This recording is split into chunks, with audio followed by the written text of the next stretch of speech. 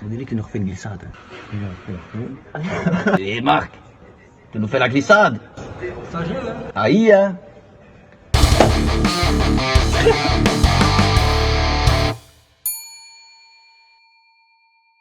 Est-ce que vous avez vu cette vidéo récente de Dutroux en prison, quoi? Donc pour ceux qui n'ont pas capté, en fait c'est des détenus qui ont filmé par la fenêtre de leur cellule Marc Dutroux en train de faire sa balade dans la cour de la prison. Et comme il avait gelé, en fait il faisait des glissades sur le verglas en petit short avec sa grosse barbe dégueulasse. Et ça fait marrer les gens. Si tu montres ça à des gosses, ils vont trouver ça drôle, quoi. Tout le monde oublie que c'est une crapule parce que le gars fait des galipettes sur YouTube. Nos gosses à nous savent déjà plus qui c'est Dutroux en fait. Parce que le temps joue sur la mémoire collective, et plus le temps passe, plus on oublie les gens et les conneries qu'ils ont fait. Le parfait exemple, c'est Jésus. Ça fait 2000 ans qu'on nous demande de vénérer un gars dont on a quand même peu de preuves qu'il a existé, faut dire les choses comme elles sont. Les seules traces qu'on a, c'est les évangiles écrits a priori par les apôtres, où ils nous expliquent en gros que le gars était génial, qu'il faisait des miracles, qu'il était là pour sauver le monde. Mais si on réfléchit bien, déjà, Jésus de Nazareth, il est né à Bethléem. Donc là, tout le monde est d'accord, ça choque personne, quoi. Et quand il est arrivé, tout le monde disait qu'il était le fils de Dieu. Donc lui, en fait, il avait juste deux choix possibles. Soit il leur disait, les gars, vous êtes vraiment trop cons, parce que moi, mon père, je le connais, il fait des tabourets et des guéridons. Donc, bon, ce qu'il fait, c'est pas moche, mais c'est pas divin non plus, quoi. Soit il se disait, putain, fils de Dieu, si je rentre dans leur jeu, il y a peut-être moyen de gratter quelque chose, quoi. Et qui nous dit que c'était un gars bien, en réalité. Ça tombe, Jésus, c'était une racaille des quartiers nord de Bethléem. Tu vois, un jour, il s'est fait choper par la BAC, la brigade antichrist, et il est tombé pour une sombre histoire de trafic d'organes de paralytiques et de possession de myrrhe. Ouais, parce qu'il faut savoir que la myrrhe, en fait, on peut la trouver sous forme de boulettes de résine, et c'est un puissant antiseptique qui soigne aussi les hémorroïdes et les irritations cutanées. Donc les rois mages, ils lui ont apporté de l'or, de l'encens, et en prévision des stigmates, probablement, de l'isobétadine, en fait. Donc en gros, il s'est fait choper, et il a dit aux apôtres, les gars, racontez ce que vous voulez, mais il faut me sortir de là, quoi.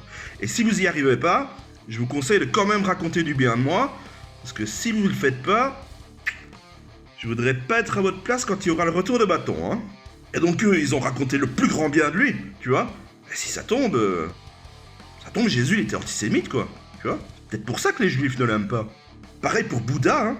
Qu'est-ce qui nous prouve que c'était vraiment quelqu'un de bien, ce gars-là, hein? Qu'est-ce qui nous dit que ça n'a jamais été déformé? Son truc à lui, c'était aller trouver le divin en soi.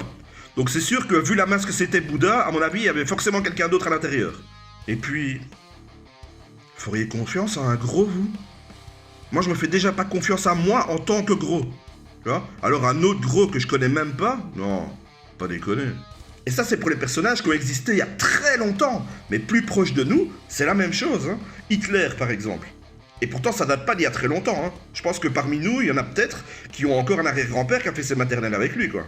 Mais dans une ou deux générations, quand on leur demandera qui c'était, ils sauront plus répondre, en fait. Dans 50 ans, quand on leur demandera qui c'était Hitler, ils nous diront « Ouais, je crois que c'est un gars, il organisait des excursions en train, des colonies de vacances, ouais, c'est ça. » Après, il y en a d'autres, ce serait quand même vachement mieux si on pouvait vite les oublier, et surtout oublier ce qu'ils ont fait de leur vie.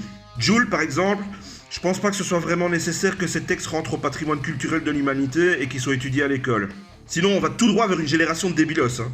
Je rappelle que c'est quand même l'auteur de ce magnifique vers. Pour un siphon fond, elle fait sa folle, les choses se font, pas par téléphone, phone. Donc si on fait pas gaffe, moi, dans 50 ans, je vois bien les jeunes adultes se réunir tous ensemble dans les maisons de jeunes, devant la statue d'un gros mongol en tongs avec une coupe de cacatoès, et chanter tous en chœur « Je suis parti, je crois plus le béton, j'ai mes potes qui sont béton, je sais que ça retourne son veston, ils se reconnaissent dans mes sons.